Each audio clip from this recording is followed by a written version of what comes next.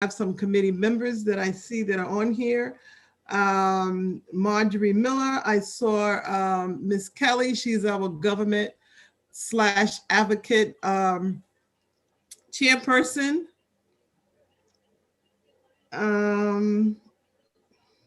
Okay, so we have two wonderful guests, Ty Crook, Dr. Crook, whom I know from ASCA. He is part of the position statement paper committee, and he is in charge of one of the committees that I'm on. And Dr. J, I don't want to mispronounce your last name. Welcome, gentlemen.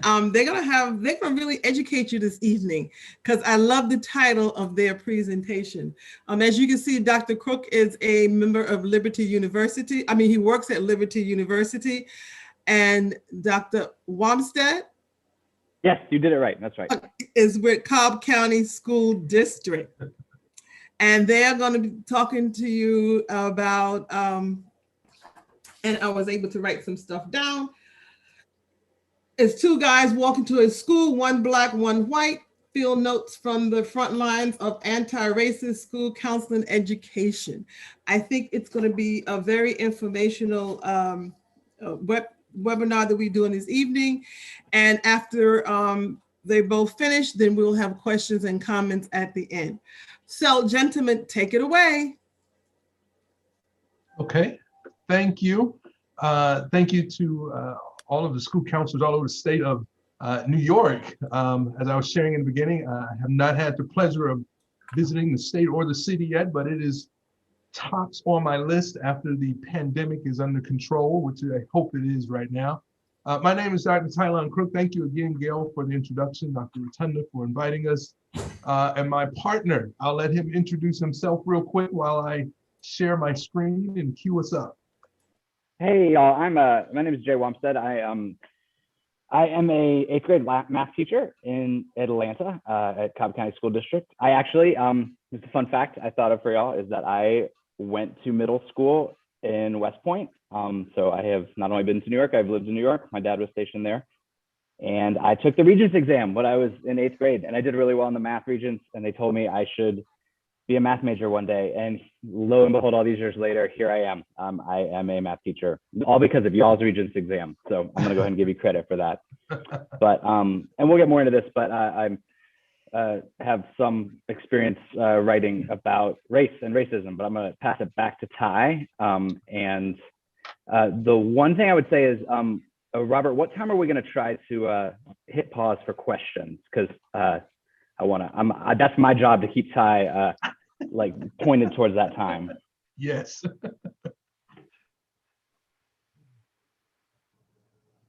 We're booked till 5:30, so maybe 5:15. Okay, great. Okay. All right. Thank you again. And we will start our presentation again. I'm Dr. Tyler Crook, new member of Liberty University. I am a military veteran myself. I've got about 15 years of working as a school counselor, K through 12, rural, urban, suburban environments, and also at a math and science school down over in the state of Mississippi. I'm currently located in the metro Atlanta area here in the state of Georgia. And that actually is a great segue into our presentation this afternoon.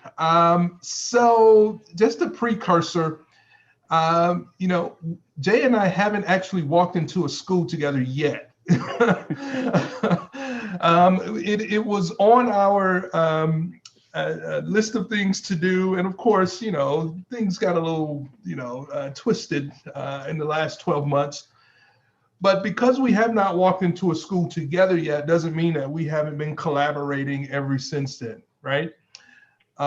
It doesn't mean that how we came to be here today isn't worth sharing, and that's exactly why we're here. So I hope today that the topic that we raise somehow makes people uncomfortable, because as counselors and teachers and educators in general, we know that we cannot grow by sitting in our comfort zones. We grow by being challenged through our uncomfortableness. So I absolutely hope that something we says makes you uncomfortable so that it facilitates your continued growth as the professionals that you are. So two guys, they do walk into a school, starts off like a joke, and Jay is the joke. I am, I'm the hardcore military guy. So we kind of play off of one another really well. Sort of yin and yang almost is what we're developing to be. But what we found is that we had field notes from working within education, addressing issues centered on social justice, anti-racism, equity, all of those things that impact our students in negative ways. Not just our students from racial minority backgrounds, but our students from the majority backgrounds as well, our white students. And when we started comparing notes, it was like, we got to get this out. So here we are. And thank you all for being here. So our objectives, real quick, to identify the factors that inhibit and facilitate meaningful collaboration between educators from culturally dissimilar backgrounds, right? Jay highlighted that he went to middle school in New York. I went to middle school in LA. No, that's not Los Angeles, that's Lower Alabama. So we are in a lot of ways very culturally dissimilar, but we've been able to find a lot of similarities in our experiences living this life and in living our lives as professionals. Secondly, to identify challenges of working together across race and culture in education. And then finally, to identify strategies for being able to work in meaningful ways. Keyword there is meaningful ways across race and culture in addressing issues of race in education. So a little bit, we've already shared a little bit about who we are. So it was really sort of an unlikely or likely pairing. And we'll let you all decide once we share how we came to be. But here are a few descriptors of who we are culturally, both professionally and personally. Notice the differences, the similarities, the almost similarities, and notice the things where we're very much the same. Both of us are husbands and fathers. Both of us are advocates. Jay's a musician. I couldn't sing my way out of a paper bag if I needed to. Both are in education, one a teacher, one a counselor. And then also my background in the military, where I had an opportunity to travel all over the world and experience a variety of cultures, working with people across cultures, across races, and so forth and so on. So how did we get here? Twitter, social media, right? So I realized very early on I had a Facebook account. Keyword there is had. And I realized that being myself on social media could be dangerous. There were people who did not like the things that I would share on stories and things of that nature. And I remember once someone saying, how would you like it if I shared with your boss your thoughts on race and ethnicity and the education system? I said, sure, go right ahead and share it, because I'd probably get in trouble though, because I didn't cite them in sharing what it is that I just shared with you, because they're the person that I'm learning from. They're my mentor, so to speak. So as a result, I have an anonymous Twitter account. I got on Twitter, left Facebook, anonymous Twitter account, commenced with the same things. I do what we call troll stomping. Yeah, I can be a troll, and I like troll stomping as well. But I came across this guy named Jay, who was engaged in educating the people from his experiences, sharing his thoughts and ideas. And I was like, man, this guy, he's on it. Then I found out that he was in the Metro Atlanta area. Well, at the time, I had just moved to the Metro Atlanta area and didn't have any friends or, a few family members, but wanting to expand my circles, right? And as a school counselor who is intentionally engaged, working to continue to increase my levels of cultural competence, I wanted to expand the diversity within the circles that I ran with, so to speak. And so I came across Jay, and I DM'd him and I shared it with him, my real name. I said, hey, would you mind if we, got together over coffee and discuss some of the things that you've been writing about? And from there, it led to a meeting at a Starbucks in between where we live. All right. Jay, you want to pick up from there? Yeah, I would love to, Ty. I will Okay. say a couple of things. One, I've gotten decent at watching the chat while also on Zoom. So if you have any questions, clarifications, problems, like you could drop it in the chat and I can try to keep up with that. I'm not great at it. Also, we're dismissing here in my middle school. Hold on. Very fast. There we go. Okay, so I've been on mute for a little bit because we've been in the process of dismissing. I could not get home in time to do this from my house. So I am, like I said, I am a 15-year veteran of teaching here in Atlanta. I have pretty much only ever taught Black and brown children in what are primarily Black and brown schools. And I've taught, I think I counted at one point, I've taught maybe 6 or 7 white students total in 15 years. So that's my experience. And out of that experience, I went to Georgia State. I got a PhD in mathematics education, but I primarily focused on writing about white teachers in the math ed space. And from there, I started publishing a little bit. And then here she is again. It's real fast though. We're starting with bus riders. We're almost done now. So I started publishing, and publishing led me to Twitter at some point because they said I should get on and talk about the things I was writing about. And that led me one day to post. I remember very vividly the post I made. It was a post that went something like, wake up to racism. It was a hashtag, and it was like prejudice plus power equals racism. White people, we have both, we got to watch out. And I got just swamped by angry white people trolling me. And I can remember the next day, this guy coming in and just like responding to the trolls. It was this, and you can't see his face on Twitter. It's like the back of his head. So I thought it looked like a Black guy from the back. Like he talks like a Black guy on Twitter. Hold on, I'm sorry. Almost there. 7th grade 400 hall. And that's my first memory. That was my first memory of Dr. Tyler Crook, is him just coming in and just talking to all these angry people. And so when he contacted me a couple of weeks later, it might have been a couple of months. It's hard to remember anything pre-pandemic now. But when he contacted me and wanted to get together, he gave me his real name and he gave me some publications he'd done, and I looked them up. And I was telling my wife, I was like, well, this is gonna be, I want to meet this guy. This will be really fun. And she said to me, what we later found out, the same thing that Tylon's wife said to him was, well, but maybe he's kind of a creepy killer. Like maybe this is a really bad idea. And so that morning, when I left the house, so I was like, all right, bye babe, I'm gonna go to I'm gonna like after school. And she's like, okay, but as soon as you get there, like text me and let me know that you're sitting with him outside and that everything's safe. And nothing to do with him being Black. I just want to be really clear about that. It had everything to do with my wife thinking Twitter is a monstrous space. And I got there and I was telling Tylon this story, and Tylon immediately said to me, my wife said the same thing. Oh my goodness. So we took a selfie. I still have it, a selfie of ourselves, and we sent it to our wives to prove that we were at least in some sort of a safe space.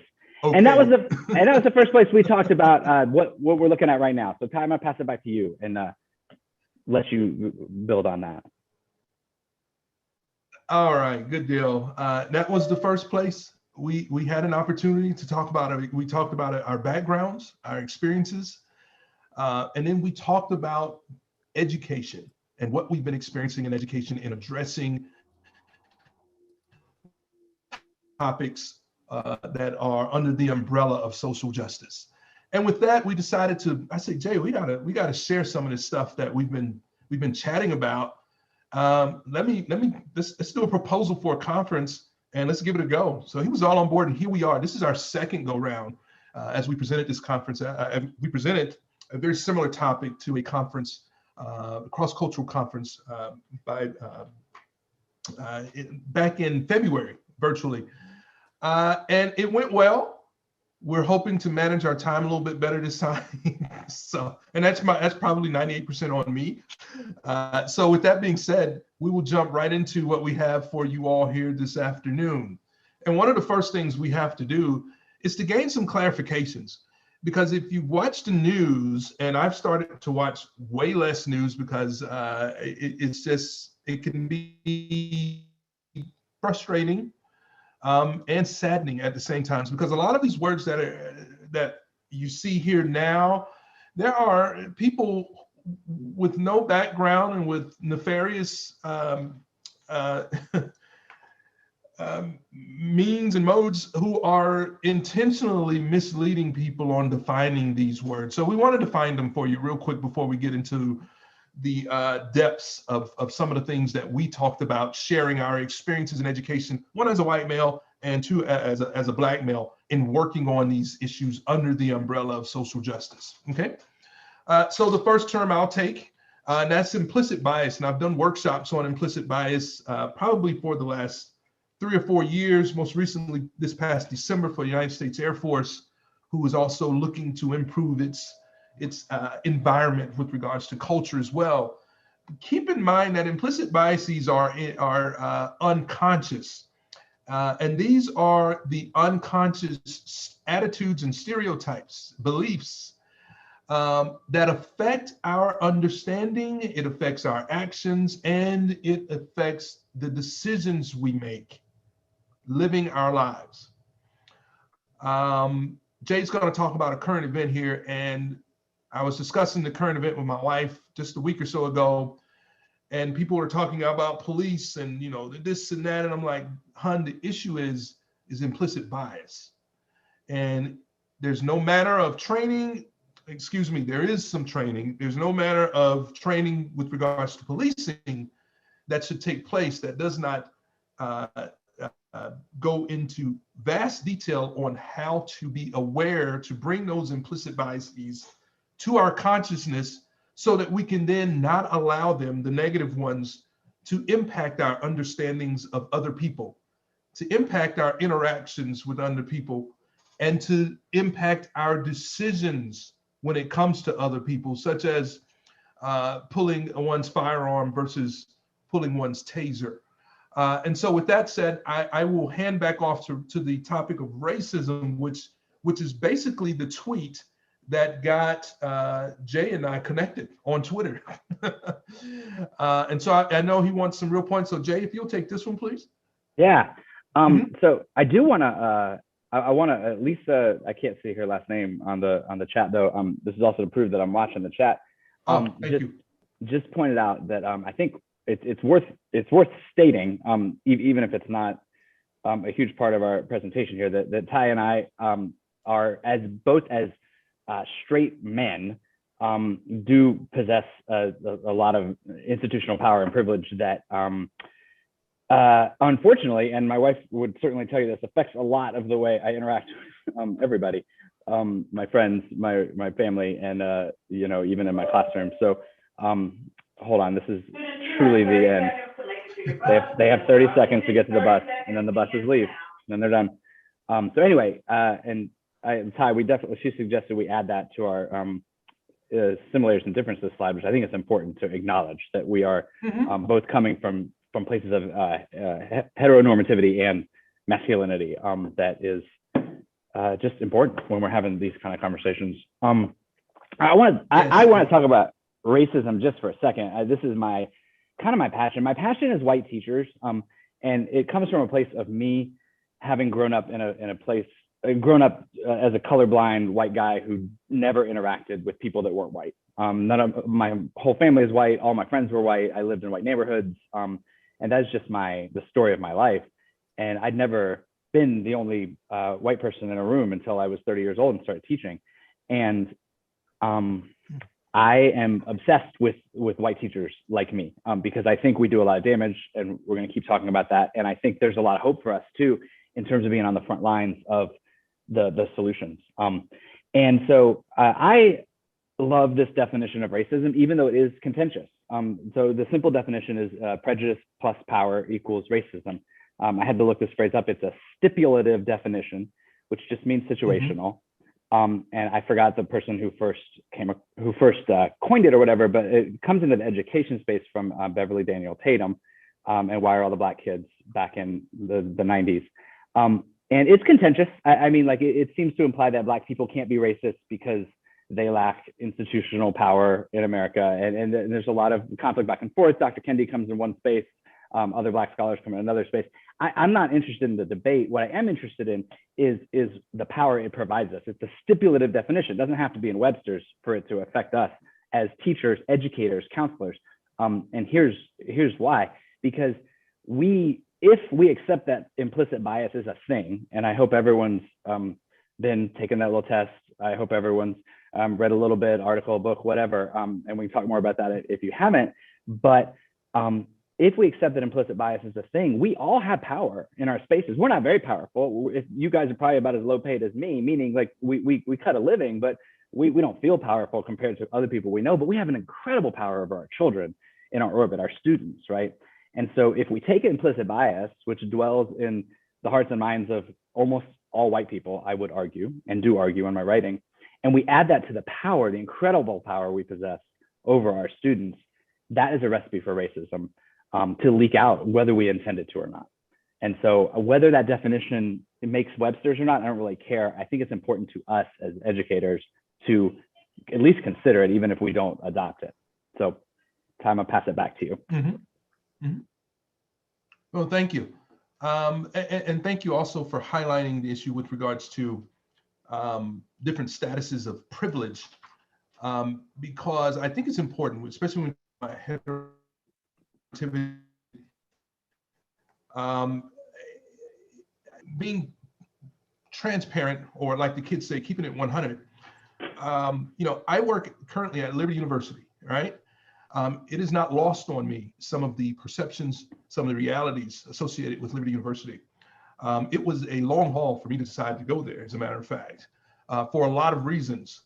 Although I do identify as Christians, it was still very difficult for me to matriculate into the counseling program there at Liberty. But I did end up matriculating there because there is movement being made. And if there was movement that was going to be made, and they chose the right one. They actually recruited me very heavily. And I told them what they were getting and informed them as to what they were getting. And I was told that they are looking to change, specifically within the counseling department there. And so I wanted to really highlight that, because I'm a very transparent person when it comes to my background, when it comes to issues of culture or multiculturalism, diversity, inclusion, and all of those things. So I want to make sure that I put that out there as well. And that the focus of this particular presentation, although highlighted on race, specifically working with Black students, this came about primarily as a result of the George Floyd incident, or not incident, of the George Floyd murder that took place last summer or last spring, where there was a real focus on Black people and the continued experiences of racism, prejudice, implicit and explicit biases. And so I just wanted to provide that context as well. All right. A few other terms I want to really highlight: systemic, structural, or institutional racism. There's a debate in political realms as to whether or not this even exists. I don't engage in such debates because the answer is factually clear if one were to do the homework. But with regards to systemic structural racism, we're specifically talking about practices and policies and practices, right? And societal norms based on whiteness that work to perpetuate racial group inequity. What I like to do whenever I get into these Twitter beefs or arguments, again, with people who want to argue the fact, the only thing I do is ask questions. It's like, if there's a policy within a school that requires that African-American students can't wear the hair on their heads the way that God gave it to them, and those policies disproportionately lead to students being suspended, whether in school or out of school, and all sorts of other things that might take place, is that an example of systemic racism? If I highlight a rule, a policy, or a practice where students of color, meaning racial minority students, are disproportionately impacted, is that practice, policy, or rule an example of systemic or structural racism. And so I just pose questions, and if you're struggling with the topic, I would ask that you, consider those types of questions, and also to take a look inward with regards to where you're currently working as school counselors, to see what's going on within your school buildings there in the state of New York. Okay, here in the state of Georgia, these things are taking place. No questions asked. And I know that because I pulled the data. Right, and we'll talk about the importance of data as well. Of course, school counselors all know the importance of data. Another term which Kendi back in 2019 really took off with, and that is being an anti-racist. And so an anti-racist is someone who supports an anti-racist policy, procedure, or action, so to speak. All right, they support that through their advocacy. They express it in their ideas, their thoughts, their writings. But they are also actively involved in getting those policies, those procedures overturned. That's an anti-racist. I've got a few other bullets posted here. I want to allow Jay to speak to it from his perspective, especially when I found out he worked at Mays High School here in the Atlanta area. I was really intrigued. And for those of you who aren't familiar with the Atlanta area, Mays High School is a high school that's predominantly African American, within an African American community. Mm-hmm. And Jay was there. And I was like, wow, why? This guy, he's over at Mays, and he's talking this. Oh, I think someone's not muted. Okay, so I want to give. Oh, wait, am I not? Good. So I want to give Jay an opportunity to speak towards anti-racism or being an anti-racist very, very quickly. Yeah. So there's two famous high schools here in Atlanta. One of them's Washington High School, where Martin Luther King graduated from, and it's still around, although it has shrunk considerably. And then the other one is Benjamin Mays High School, which is just a couple miles to the west. Benjamin Mays was Martin Luther King's mentor. He was the president of Morehouse here in Atlanta for 20 years or so. Very, very famous. He was the first Black president of the school board. He shepherded Atlanta through its failed efforts to integrate. Through no fault of his own, the efforts failed. But that's a whole book. But yeah, so Mays is a very, very famous school in the Black community. Mayor's kids went there. It's in the neighborhood where Hank Aaron lived when he was still young, rich, and famous. I mean, he was always famous around here. And yeah, it's 99% Black. And I taught there for 14 years. And what I realized very quickly, and talking about systemic racism, I mean, you don't need to get out of the news to understand systemic racism if you have, ears to hear or whatever. The voting imbroglio we've all been involved in here for the past 2 months here in Georgia is proof enough of something like systemic racism if you want to see it. How that trickles down into our schools, it doesn't take a lot of brain power to think about how school lines are drawn, how housing segregation and everything, how just how we're funded. And that's not hard to see systemic racism if you want to dig into that. We in the current county I teach in right now, we're having a tremendous, I don't even want to say too much about it. We're having a very very rife disagreement with our school board between the 3 Black members and the 4 white members. And it's all about the changing demographics of this county. And so to be anti-racist, and this goes back to my white teachers, I'm kind of in a pick your lane and hit it. I'm a pick your lane and hit it kind of person. So I don't know a lot of politicians. I don't really intend on running for office. I have not, don't want to be a principal. I don't know how much school-wide change I can affect, but I do know a lot of white teachers. And I believe that white teachers, like as Kendi talks about, if they walk into a room and they just try to do their best and don't see color and be colorblind, they're going to perpetuate racism. And they have no choice of that because of the structure and because of the way things go. I don't want to say no choice. There are certainly teachers that either by the way they grew up or the work they've done, they're not being racist. I want to be clear about that. I think most white teachers, it's like the water flows towards racism. And if we're not swimming against that water, we're just going to do damage. And that's certainly the theme of Kendi's book and work, and then much of the writing that's taken place since then on this notion of anti-racism. That I consider to be if I had a life's work besides teaching middle schoolers the Pythagorean theorem, my life's work would be writing to white teachers about how we need to turn the ship around. We can't just sit in the middle of the river and pretend we're impartial, but we have to turn around and swim upstream. So. Yeah, a lot to unpack there. There's probably an entire presentation just on this topic alone. But again, we wanted to make sure that we provide somewhat of a foundation from sharing our experiences. And as we move forward, want to highlight how we have come to know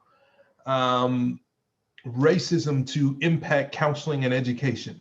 And so what we did was we framed these impacts from within the 3 domains of the Ask a National model and some of the theoretical frameworks found within the school counseling profession, where we promote the academic development, the social emotional development, and the career development of all of our students. So how is racism negatively impacting our students academically? Well, I only highlighted a few things just to get the blood flowing a little bit, right? Disparities in graduation rates and discipline rates. Disparities in AP honors course placement. Low expectations, academics, all of those things impact academics, right? What about socially and emotionally? What I found in my experiences is that ignoring the positive impact of racial identity development does many of our students from racially diverse backgrounds a disservice. Not highlighting and even causing racial trauma. Keep in mind that the happenings across our country and the perpetual airing of those happenings across our country can and do cause racial trauma amongst our students. Yeah. In addition to we as adults as well. And then those poor mental health outcomes, there are tons of studies, and one by Williams back in 2019 where he did a literature review of the impacts of racial trauma on mental health outcomes. And as I read the outcomes, I was like, A, I saw that in myself. B, I saw that in this student. C, I saw that in that student. And then when I think, okay, I saw that in this student in 2020, but it's the same thing that I experienced as a student K through 12 in the 90s. We're talking 25 years ago. So while, the country is always talking about how much progress we've made, I'm helping students navigate some of the same issues that I had to navigate with regards to race and culture in our K through 12 public education system. So maybe we haven't made as much progress as we think, right?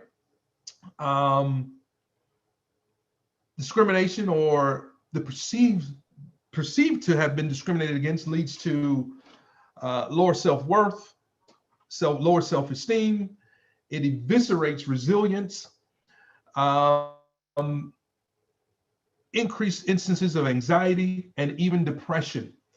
And so I share that because I also have a mental health background. I worked in mental health for about 5 or 6 years, working all with students who are elementary, middle school, and high school age students. And so I've seen those things manifest within our students. Student comes to me, teacher's not treating me right. And I know it's because of X, Y, and Z. And hearing students share their experiences in 2020, when I know that I had very similar experiences as a person, as a Black male, as a Black man, even when I was, it fires me up, and it causes me or leads me to engage in more advocacy, not on behalf of, but with that student and their parents. And so academically, socially, emotionally, and then also with regards to career development. Wait, go back to that slide real quick, please. Oh, absolutely. Can I ask you a question? Sure. So You said into this piece about ignoring the ignorance of the positive impact of racial identity development. So I, like many white people, was raised to not see color, and we're trained from an early age to say, I don't see black or white, I just see people. And that was kind of like and there's writing about this, about how race went underground, race and racism went underground with Nixon after the civil rights was passed, and that sublimation like passes down to us. I think like generally well-meaning. My parents are both like liberals, but they raised me to not talk about black or white. And this is in the Deep South, right? So it's everywhere, but we're not supposed to talk about it. And I want to ask you, like, and I've had to unlearn that thought. How does it feel to you if you're in conversation with somebody and they hit you with the, well, I don't see color, I just see people, or I just see children, or I just see whatever the I just is. Like, how does that feel to you when someone hits you with that sentence? And that question is for me, Jay? Yeah, that's for you, Ty. That's for you. I want. It's I'll be honest and transparent again. The first feeling I remember, because it happens quite often, believe it or not. Yeah, still, I believe it. The first feeling is hurt. Yeah.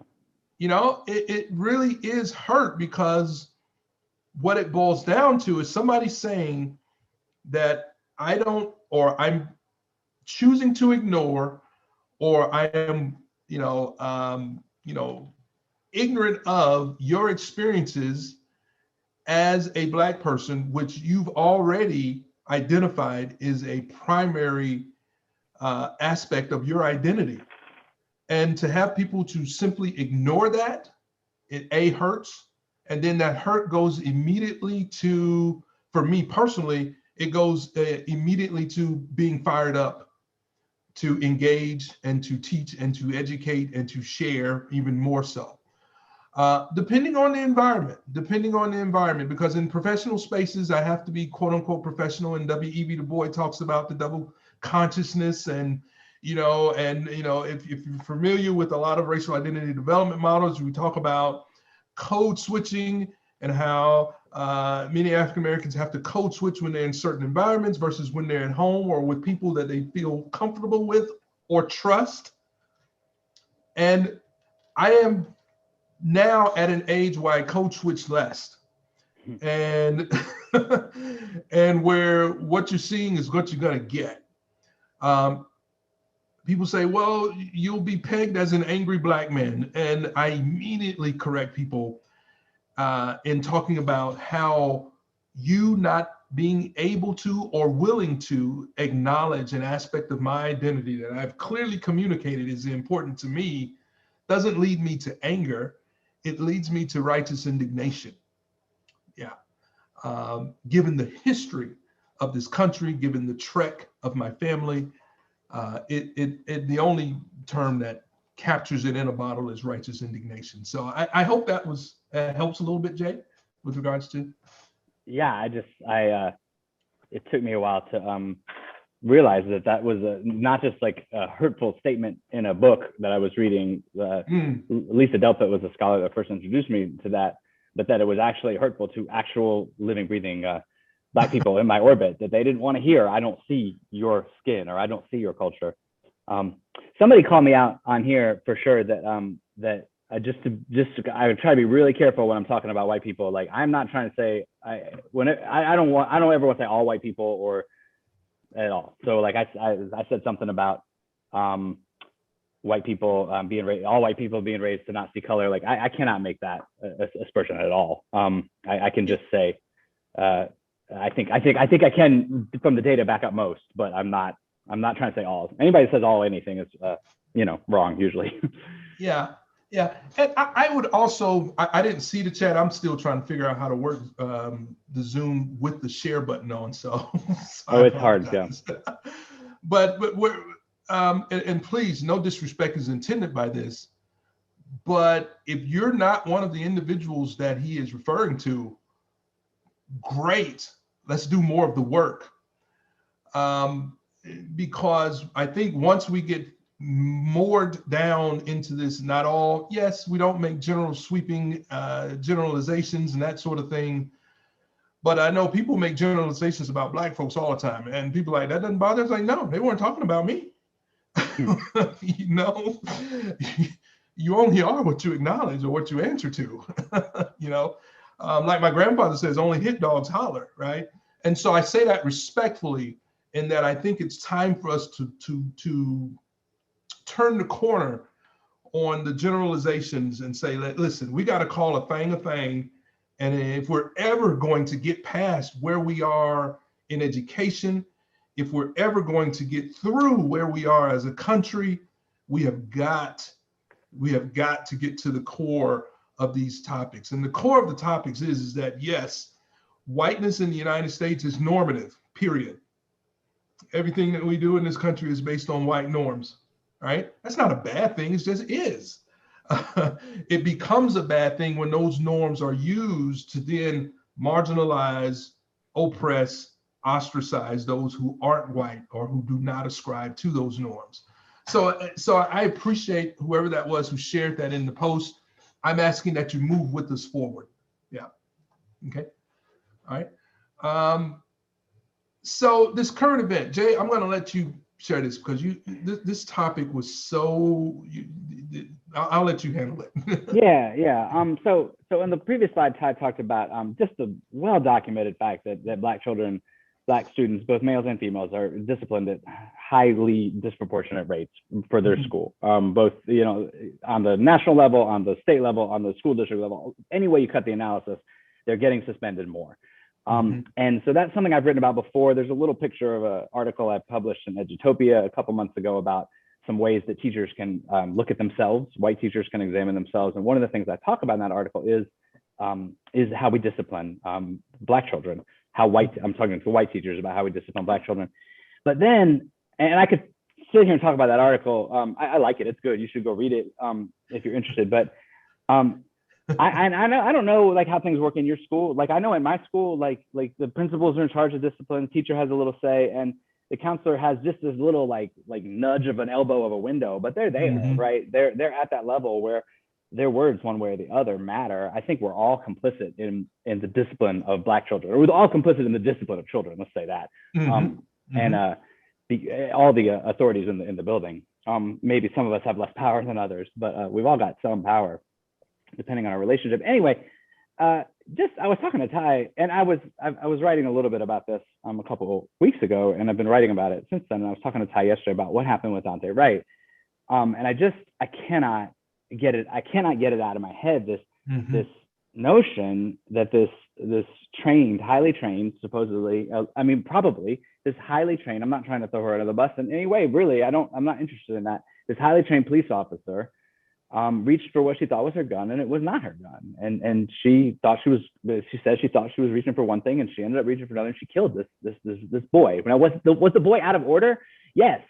He resisted arrest. He got in the car. He wouldn't obey orders. All that. Was he out of order? Sure. Are there children in our schools that are out of order? Yes. But what I can't get out of my head is how often a white teacher, supposedly a trained white teacher or a white counselor or a white principal, out of fear or implicit bias or some just atavistic energy in our hearts or minds, we reach for the wrong weapon.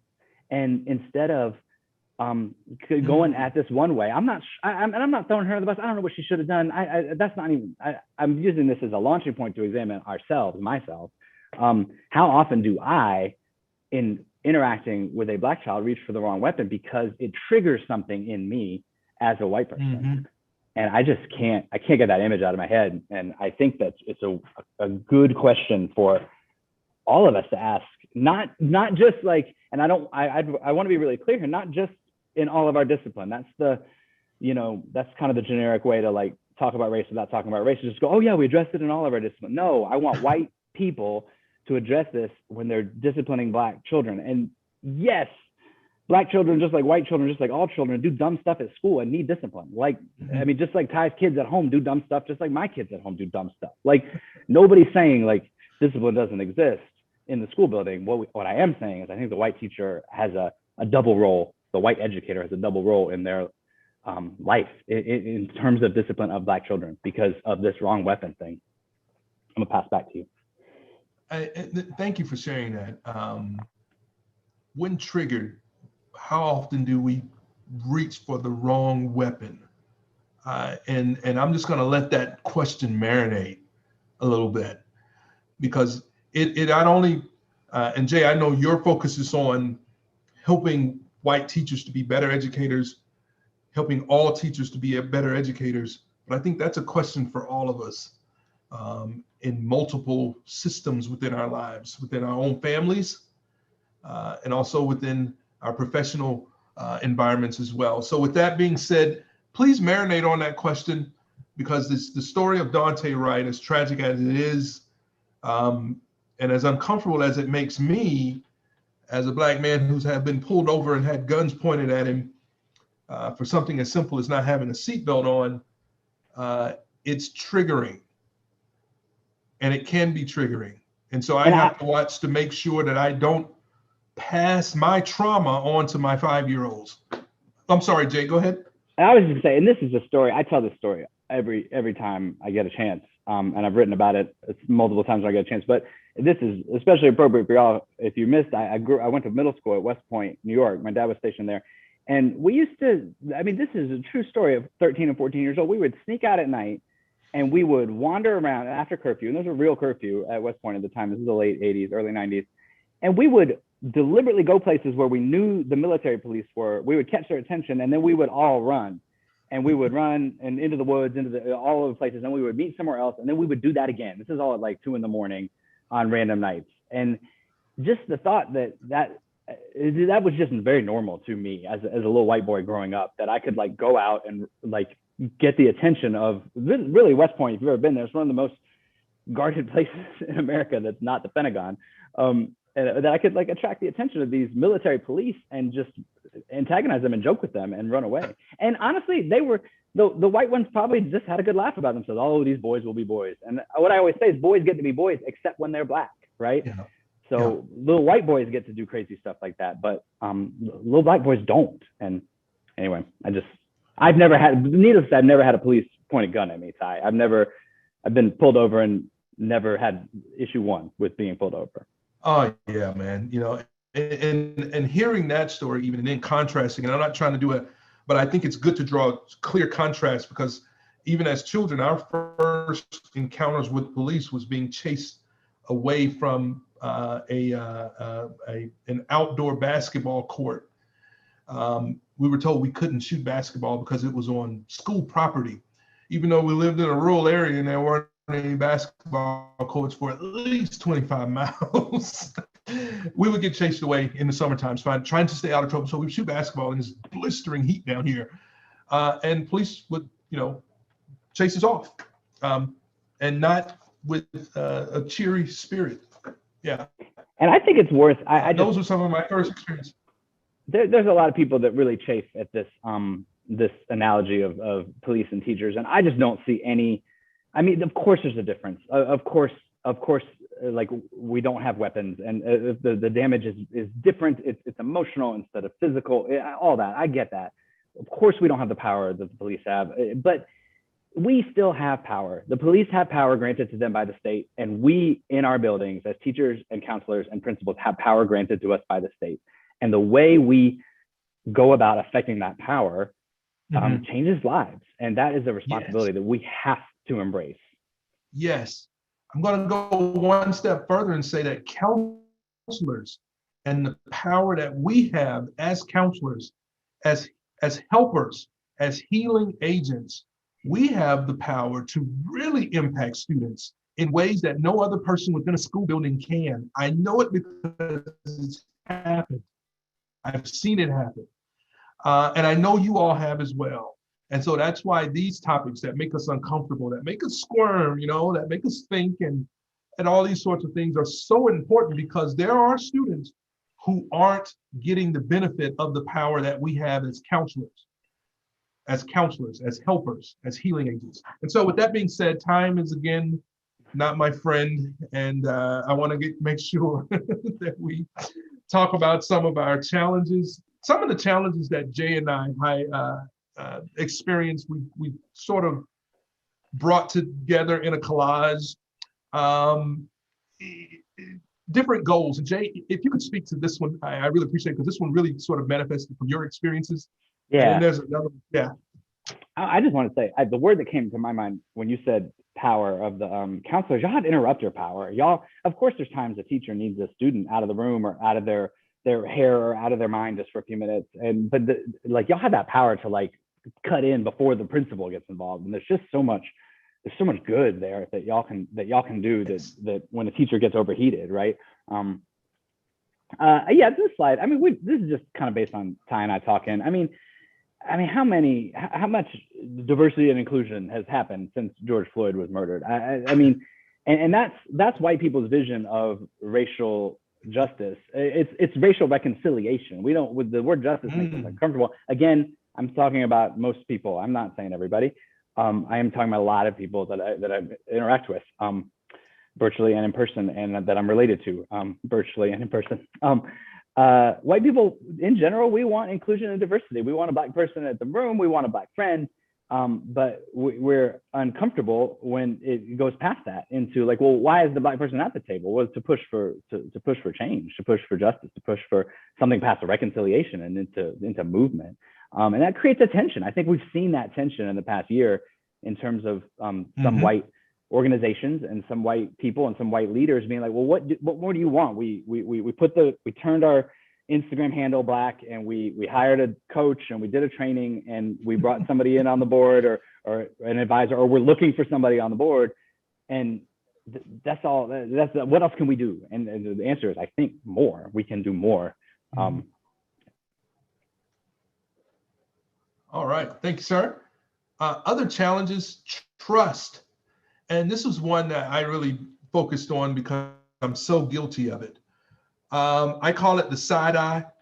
Some of us Black folks, sometimes we can inhibit the work that needs to be done because we haven't established or worked to build trust with allies in order to impact change in meaningful ways. And we're talking about impacting changes by focusing on working with students individually, by focusing on changing systems that within the schools themselves. And I'm so guilty of the side eye. It's like, do they have alternative motives? We can't side eye everybody. And at some point, we're going to have to take that leap of faith, which is basically what I did. And in me working on self, I took that leap of faith and I reached out to Jay. And I think long term, it's going to benefit me more so than it's going to benefit him, right? And I feel like in doing so, now I am able to, not only am I modeling the behavior that I've been preaching, so to speak, and wanting to use to make change, but also I'm going to gain some benefits and hopefully impact that change, okay? So we're talking about communication. And I know Jay talked about how, sometimes communication can be a barrier for married couples. It's probably top 3 reason for couples going to marriage counseling, right? Or marriage and family counseling. If couples have issues in communication, how in the world do we not realize that there can be issues in communication amongst those who are culturally dissimilar? And so, we have to first acknowledge it, and then we have to work on it, y'all. And one of the things we have to work on is building those relationships, building the trust, because in some instances, I have good reason not to trust. All right. And so we have to acknowledge that as well. All right. So we've talked about, I'm sorry. Let's go back one. We've already highlighted this, but I think we both have come across this. Jay asked me about this question personally, and I'm curious, Jay, I want to throw that right back at you. What impact, or what is your reaction when you hear a colleague say, I don't see color, I just see children, or I don't see race, I was taught not to see race, I only see people? And not that those are bad things. Well, they can be bad things within the context of the society in which we live, because we know that society sees color and society sees race. And there are specific ways that people are treated within our society, within the systems and institutions of our society, based on color and race. So I'm curious as to what your reactions have been, Jay, when you've heard colleagues use this particular phrase. Yeah, and the other version of that I hear a lot is, and this is just insulting on so many levels, but it's I grew up poor, so I know what it's like. And that is just really, it's assuming all Black people grew up poor, which is ridiculous. But it's also assuming that a white person growing up poor, it's the J.D. Vance hillbilly elegy, like a white person growing up poor, like has a free pass to not have to think about race in this country, and that's not true. Mm-hmm. So I've gone through, my wife and I were just talking about this last night about almost like the 7 stages of grief, which I cannot name. I'm sure y'all can. I've almost gone through the 7 stages of grief the 7 stages of racial, I don't want to say awareness or reckoning or something, but something like that. And the first stage is like learning, and the second stage is just anger, and just angry at every white person that doesn't immediately agree with me. And that stage lasted, I learned for a couple years. I mean, I'm still learning, but I went through probably 10 years of anger, where I just made everybody frustrated. And so if I heard that phrase, I would just start and hitting quotes and stats. And last summer, I realized I was out of that stage last summer because, we were looking at, I still haven't figured out what to call last summer, but we were looking at COVID, and we were looking at that George Floyd and the summer of racial justice, whatever we're going to call it. And there were still, even with the incontrovertible evidence that Black and brown people were being treated by COVID differently, and Black and brown people were standing up against a police state, a criminal justice system, let's just say. Police state's not the right word.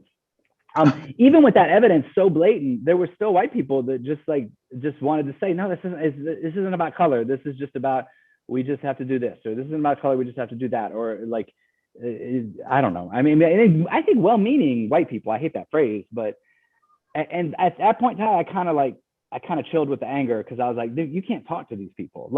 Anybody that could watch that video of George Floyd and walk away and talk about anything other than race, and I'm not saying it's the sum total of the video, but you can't discuss, there's nothing to say to that person. So I'm kind of in whatever the third stage is of despair for some of those people. So if I hear, I don't see color, I just see children, I can talk a little bit now without getting angry, but I do give up quicker than I used to. Exasperated. Yes, exasperated. Yeah, which is not good. I need to get to the next stage, which is some sort of settled perseverance. I'll let you know when I get there. Well, I know a therapist in case you need one, so I can help you out. Sorry. All right. Want to highlight this as well, because this is really important. Professional fear as a challenge to being anti-racist in school counseling. Let's keep it real. Sometimes we can't speak up too loudly because it could impact our jobs. And we like having a roof over our head. We like making sure that our families are well taken care of. And so sometimes within the systems that we work, it can put you at risk. That's real. We have to acknowledge that. And I see it and I understand it, because there have been times where I said, nope, let me get a backup first before I go all in. So now I keep a backup. Because if I speak up, what will be the professional ramifications? Those have been challenges. Some of the some of these successes that Jay and I have experienced. Just real quick, Jay, as a teacher, if you could highlight maybe one of these real quick. Yeah.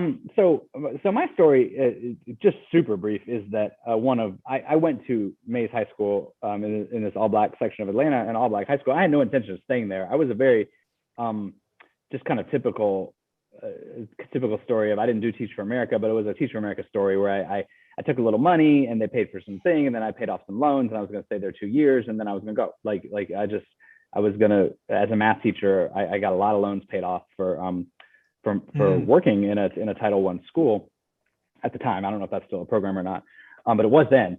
And I had no intention of staying, and I never left. And that to me was a success. I mean, like the fact that I didn't dip the second I could. I didn't get that last signature on my thing and walk out the door. I didn't get my PhD and leave. And I'm not saying that I'm not saying you have to stay in a school forever. I'm not there now, but my intentions going in were to leave quickly, and I did not leave. And I would just say that I spent years like learning how to be the only white person in the room, to decent reviews. Sometimes it went okay, and sometimes it didn't. And that the fact that I got to a place where I was comfortable with that, to the point that I would walk in a grocery store in like an outer part of Atlanta sometimes and like realize that there were no Black people there, which is very unusual in Atlanta, anywhere near the city. But you get in the outer ring, you get these all white spaces, and I would get really anxious, and nothing like you would be anxious, Ty, if I could pass that to you.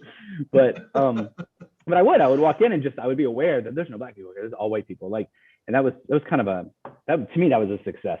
Like the changing of my radar. Yeah. I'm talking about North Alpharetta, Ty, Forsyth County. No, yeah. Yeah. I like that term you just used, changing of my radar. Yeah. Yeah, I like that. Yeah. We'll have to unpack that on another day or so. Want to share some of my successes as a counselor. Even in raising my voice as a Black male within a school building. And let me say this, there are fewer and fewer Black males coming into education for a lot of reasons. And this topic is one of them, actually. There's research being conducted right now by some friends and we wanted to figure out, why are Black men leaving education and why are they not coming into education? What's the number you've seen, Ty? I've seen like between 1% and 3% is Black males, right? That's about what I've seen. And that's out of a national population where 7% of Americans are Black males. So that's really underrepresented. Yes, very and much underrepresented. Black females are not much better, but they're slightly better than that. And even fewer within this counseling profession. I can imagine. Yes, even fewer. Think about the counseling profession, where you take off the hat of disciplinarian, where you take off the hat of someone who's in a classroom teaching, and you put on the hat of nurturer, of mentor, even in a lot of cases as a father figure. And it's hard for the adults sometimes in the buildings to view Black men within those roles. I can't count the number of times I've been called to handle discipline issues and flat out refused to do so within my role as a school counselor. I said, I'm not an administrator. I'm not a teacher. I'll come and I'll talk with these students and we'll sit down and we'll have a chat, but meeting out discipline, no. And that's actually a success. Teaching others my role as a school counselor. Teaching others my role as a Black male school counselor. Building relationships with like-minded people was probably one of my largest successes, because now I'm not the one who has to carry the load, and there are other people who are willing to speak up and speak out on these topics. There are other people who are willing to conduct professional development opportunities within our school building now, other than me, the person who's been deemed, who's been viewed in negative light sometimes, right? Because that's what happens. Engaging administration. And one of the things that I found that every single administrator that I've worked with, one of the things that catches their attention is when I put the numbers in their faces, is when I present the numbers. And as school counselors, we all know that working with data especially under the Ask a National model, is critically important to providing comprehensive and developmentally appropriate school counseling services. And then finally, engaging the community. And this may be exclusive to being here in the South, and you all would have to share with me the dynamics of the community in New York. But in the South, all collaboration outside of the school must travel through the quote unquote Black church. It must travel through civic organizations such as the Boys and Girls Club. It must travel through HBGOs, historically Black Greek organizations, because all of them have a mandate to mentor and to uphold scholarship and service, so to speak. All of them do. And so knowing that, I made inroads in those circles and was able to implement interventions and programs and initiatives that not only put pressure on the school, but that gave students additional ways to address some of the things that they've been challenged with regarding race in their schools. Okay. Hey, These Ty, are some of the wins. Can I bounce a question at you? Sure. I was thinking about wins. So I was on I was talking to a couple. I was on a podcast. So I don't want to say I was talking to some Black friends. I didn't know them very well, but I was talking to a couple Black people on a podcast, and they kind of went into depth about how kind of that sentence, like, y'all, meaning white people, y'all made this mess, and it's gonna be up to y'all to fix it. And I'm happy to support you, but I can't be the one always explaining. I can't be the one to fix it. Y'all aren't gonna let me fix it. Like, we're gonna need white people like doing X, Y, Z in the streets. Also, how does that sentence land with you? Like, where do you come down on like the white people have made this, white people are gonna have to clean it up? Because I was thinking, let me say what I was saying, because I was thinking, like, when you said you can't be the angry Black man, right? Like, yeah. There's plenty of spaces where I can be angry, right? I can be plenty angry. It's not gonna. Now, obviously, I've got, I think it was Lisa said a long time ago, like, I've got my straight man face on too, so I can be a big jackass with that also. But I can be angry about race in a way that isn't maybe as troubling as you. So I want to anyway. I want to hear what you think about that sentence. Y'all made it. Y'all got to fix it. I'm more of a military focused type of deal. It's like trust but verify. Remember, I was the one who was doing a lot of side eyeing. Remember, yeah. I own that. And so while I think we all have a responsibility. Yeah. Yes. I think we all have lanes that we must travel in addressing these issues. Yeah. Jay, my lane is not necessarily your lane, and your lane is not necessarily my lane, but we all end up at the very same destination, and that is mitigating or hopefully eradicating these things that negatively impact all of our students, not just racially minority students. Because one of the things that I'm finding is that I've come to realize is that not addressing these things, we're modeling this behavior for white students, which then perpetuates the issues generation after generation. And we've got to do a better job for all of our students if we're ever going to get a grasp on this issue in totality. So do I think that my white allies must address this issue? Absolutely. But I also think that my Asian American allies must address it. I think that Black folks must address it. I think that my Hispanic, Latinx brethren and sisters have got to address this issue as well. And that's sort of where I fall. I don't put any more emphasis on one group addressing this issue than another, because the nuance is going to be on how each group is able to address it based on the power differentials that are sort of structured within our current society. Yeah. Mm-hmm. Does that help a little bit? Yeah. Yes. I didn't hear them saying they were out. It wasn't like that. And that's I hear you saying that. I like what you said. Like, we're all ideally driving towards something, and we got different places, different pockets of work. But we're headed towards that same place. Yeah. Yeah. When I hear them say that, I don't automatically think that they're out. No, not at all. Okay. What I think they're doing is they're trying to impress upon those our white brothers and sisters the enormity of their responsibility, and that they have to engage more. Yeah, that's what I hear when I hear that. Yeah. Okay. Yeah. So all right. So I think this is I'm looking at the time. Yeah, a couple minutes. This is a good spot to open the floor for questions. We will be sending out this presentation to others because there's probably about 10 other slides of strategies and things that you can implement. Guess what? None of it is new. All of the strategies that we put forward with how to address these things, you have the tools already. The only thing we do is highlight those tools and different ways to use them within your circles of influence. And so with that being said, I want to open the floor for any questions. I apologize for not being able to monitor the chat and to push slides forward. That's something I haven't been able to perfect yet. Ty and Jay, so does that mean that you're going to present the second half? Because you only got to 17. I'm trying to figure this out.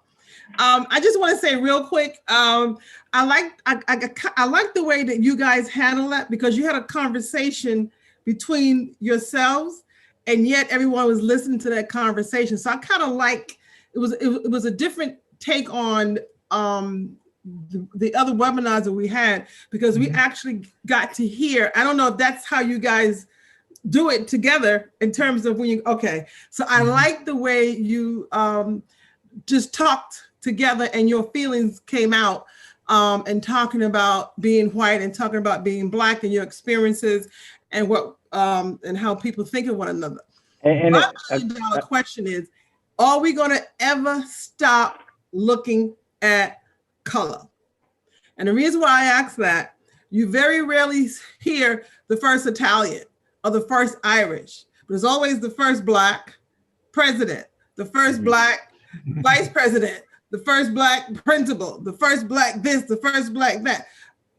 I want to know if we ever going to get beyond being the first Black, the first Hispanic, because we're all universal, and each culture or each race has contributed to something. If that makes sense. And I love talking about this, because all these biases and all these prejudices that we have inside, we now can bring it forward so everybody can get a sense of who is who what struggles. Because Asian people coming to America, it was horrible. If you look at the history, Irish people, Jewish people, okay? And can we not forget the Native Indians, the Native Americans? I mean, come on. So I think we all have a duty when we have children, is to raise our children with not the prejudices, because racism and prejudice is a behavior, and and kids mimic that behavior. Yes, when I was a kid, I can say, I didn't see color, but I saw hair. I wanted to be like my friend Hispanic Mary when I was in 6th grade, because she had this long, beautiful hair, and I would go home and put a towel on my head and like, oh, look at my hair. So needless to say, because I wanted to be like her, as I got older and began to work in the world, I would see subtle racism. Real quick, I was a legal assistant. I went to White & Case to do to notarize. They looked at me 10 times before I could notarize, and they told me, I'm sorry, your services are no longer needed today. So I'm like, okay, White & Case, that's Giuliani's, law firm back in the day. And oops. Oh, I'm sorry. And I love this one. Oh, you're different. Different how? How am I different? Tell me what is different. Because I can speak, we both speak English. I went to school, you went to school, so how am I different? Am I not supposed to be who I am? Am I not supposed to be, and I call myself Black privilege. Am I not supposed to be Black privilege? I went to school, I got an education, I have a doctorate degree, I got a house. I don't have the dog and the cat because I don't like dogs and cats, but that's besides the point. I'm just saying, I'm praying and hoping that one day that we can see people for who they are and not the color of their skin. And that's my Well, real quick, just to answer your question, yes, I think we will get there. Will we get there in my generation or my son's generation? No, because there's too much work to be done that isn't being done currently. Yeah. So that's my answer. And I know Jay had something he wanted to share before he gave his approach to the question. What I usually do is what I usually say to that and it's not a great answer. It's not a perfect answer, but I want to say first off, I did throw Ty, like those are unscripted questions I threw at him. So this is not, we weren't pretending to, I mean, every once in a while he was like, he passed me the slide, but when I asked him those questions, those were just, he just handled them because he was ready. But he didn't know they were coming. I usually say is, yeah, I think we could get there. But we did, whatever you think about 1619, it's a real date that the slaves came here, and we did 250 years of legal enslavement, and then we did 100 years of apartheid, and then we passed some laws in the 60s, and everything went underground. And yeah, we're working. People are working, and maybe it's louder and more work in the past 5-10 years than before. But 350 years of enslavement and apartheid does not go away in the 60 years. It's less than 60 years. It's been since civil rights passed. So that's usually my answer. I agree. But I think what happens, and I'm old enough to say this, but I think what happens from my generation is we thought we fought the battle. Yeah. We thought that, okay, it's done. And then 50 years later, it's not done. It's restarted. It's still there. It's been pushed underground a little bit in some places, but it's back. And so it's kind of a, I did the whole Washington March thing back in the 70s, and so you feel like okay, we did it. It's done. Everybody's voting. 50 years later, it's not done. And so you're hoping that the next generation steps up, and they seem to have. And you hope that the kids in school that are in elementary, middle school, high school now are, picking up the new messages, or maybe the old messages from their grandparents. But it's just an interesting time. It's just a really interesting time. This is a conversation that can go on for hours. Oh yeah. Gina, I kind of agree with you in what you were talking about, but remember, people as slaves, it's, it comes from, they're lazy, they're this, they're that. But you know what? The good part about it is that slaves was able to cross the Atlantic Ocean, and that's why Black people are here. So I get what you're saying, but again, it's still a learned behavior, and we have to get rid of that learned behavior and treat everybody as equal, in a sense. I mean, that's all people are asking is equity, because guess what? We can't bleach our skin and become a different color. We have to work with what we have. And like Jay was saying, when Obama became president, it was like, oh, Obama's president. And then I hear, oh, well, he hasn't done anything for Black people. And my question is, how in the hell can he do anything for Black people when it took them 350, 400 years to get to here? So it's going to take you another 400 years to change it. It's a mindset. You have to change the behavior. If you change the behavior, you can change the mindset. There's some questions. Yeah, go ahead. Yeah, in the chat about the Black on Asian hate. Yeah, I just saw that. You talk about a complicated issue. I don't think they're Black racists, because as Jay spoke to early in defining the term racism, are there Black people who have biases and prejudices? Yes. Yes. But Black racists? No. Are there Black people who have assimilated into our white society and who have taken on some of the biases and prejudices of mainstream white society? Absolutely. Has there been a contentious relationship between some African-American communities and Asian communities across the country, from the West Coast to the East Coast? Absolutely. And so you have all of those dynamics. I'm sorry. Caribbeans as well. Caribbean as well. Absolutely. So you have all of those dynamics coming into play when you see hate crimes committed against, or what the country has deemed hate crimes that's committed against Asian Americans by other racial minorities, specifically Black people.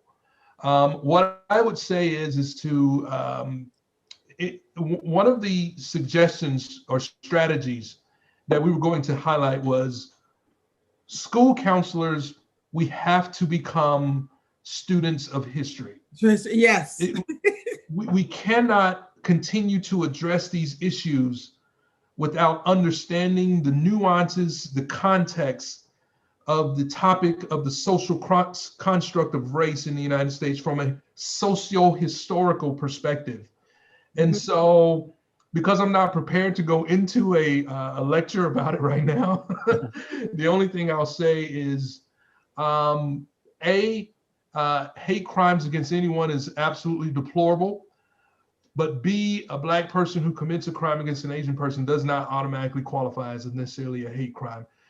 Because if you go all the way back to the 90s, Tawana Brawley over in California, which caused a lot of animosity between the African American and the Asian American community, Korean American community in California during that time, there's still sentiments of that sort of bubble underneath the surface, just like the white supremacists who have bided their time for the past 60 years as well, since the Civil Rights Act.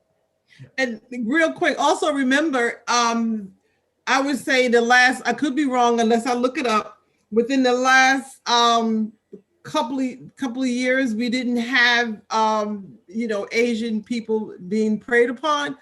But also remember, your words, what you say influences. And someone said that the COVID-19 came from China. It was Kung Fu, it was this, it was that. So when people hear those words, automatically they're gonna go after the person that who said that they brought it over here. It's like anything else. Words matter. And when you say certain, that's why we have to be so careful in how we teach and how we counsel, because what comes out of your mouth, your kids or your clients or your friends or your family is going to believe what you say. Zenyi Yang, I'm sure I'm pronouncing that wrong, just put a comment in there that I was gonna bring up, so it's worth checking that out in response to Ying Tang's question about Black on Asian hate. I would also, it's worth pointing out that this is all like according to script, is that like the white power structure would like nothing more than for the Black people and the Asian people and Hispanic people and the Native Americans to hate each other. I mean, that is how we continue our dominance. And that's ascribing a little bit too much autonomy to the white power structure, but it is what white supremacy wrote in this country. It wrote a dominance, and then everything else was subservient. And this is what you would expect from that. You would expect this kind of internecine fighting between the non-white factions. So, have you heard the Willie Lynch letter? Ty, have you heard the Willie? Okay, so at your lead councils, school counselors, look up the Willie Lynch letter. And you will be amazed at what was written in that letter. Spell it, last name? Lynch, Lynch. Willie Lynch letter. Okay. Yeah. These are some really important. I'm looking at the chat again. Some great topics, some great commentary coming through. I know I would love to come back and have more conversations. And I'm sure Jay would as well. Love to have you back. These are the types of conversations that we are imploring you to go back and have within your schools with individuals that you don't side-eye, who you've built relationships with, so that we can remember the ultimate goal is doing what's best for our kids, y'all. And that's why we're here. And if any kid, whether it be a white kid, Black kid, Asian kid, Hispanic kid, Native American kid, is harmed by any policy or bias, implicit or explicit, that I have, then I have a responsibility to make sure that I'm doing whatever it is that I need to do to mitigate and or eradicate those biases so that I could serve that kid within their cultural frame of reference. Period. And my final word would just be to jump on that and say the outcomes for Black and Brown is an omnibus term, the outcomes for Black and Brown students and college students in America are atrocious. And that is not because of the Black and Brown children. It is not because of their IQs. It is not because of their families. It is because of something that's going on in the system. And you know what? Even if you don't believe me, it's something going on in the system. Like, these are our students. And if it might be something in your classroom, if it might be something in our schools, if it might be something in our system, we got a responsibility to look at that, right? Mm-hmm. I mean, so there's no debating that the outcomes are poor. And that is, we can talk more about that forever, about how they prove that the outcomes are poor, not because of some inherent deficit. They're poor because of the way school grinds down Black and brown children. And we have a responsibility as educators that claim to care about students to do something about that. So that's my final word. Bob? Yes, ma'am. Our next, thank you, Okay. school counselors from far and near. Thank you, Ty. Thank you, Jay. I think it was an excellent presentation. I enjoyed it immensely. So we have future webinars coming up, May 6th, 13, and 20. Ask Us Rap Camp, Up Your School Counseling Program, free to all. We have a very good one that's coming up May 10th, Intimate Partner Violence, helping victims and their families, domestic violence. And we're going to have some more, hopefully starting in September, if not before then. So I just want to thank each and every one of you for coming out this evening. And Bob? And we'll pass along the recorded chats, the recording of this meeting, the PowerPoint when we get it, and any other information that we feel is important to everyone who registered for this webinar. And Jay and Tylen, thank you very much for your time. Thank you. It was awesome. I love it. Yeah. Beth, hi, Beth. Beth Peters. Beth Peters is one of our parliamentarians for the New York State School Council Association. Hi, Beth. Good to see you. Hello. And I have to say that there are a couple people from my school that were on today. Okay. This was very timely. Tylon and Jay, thank you very much. We are in the middle of struggling right now with, I'm going to get upset. Oh, Beth. With a racial crisis, because we're a very rural school, very white majority. You can count our diversity on one hand, and very much MAGA country. And we're very much mirroring the larger picture right now, and we're stuck. And I was in a meeting yesterday, and, finger pointed, you're not Black.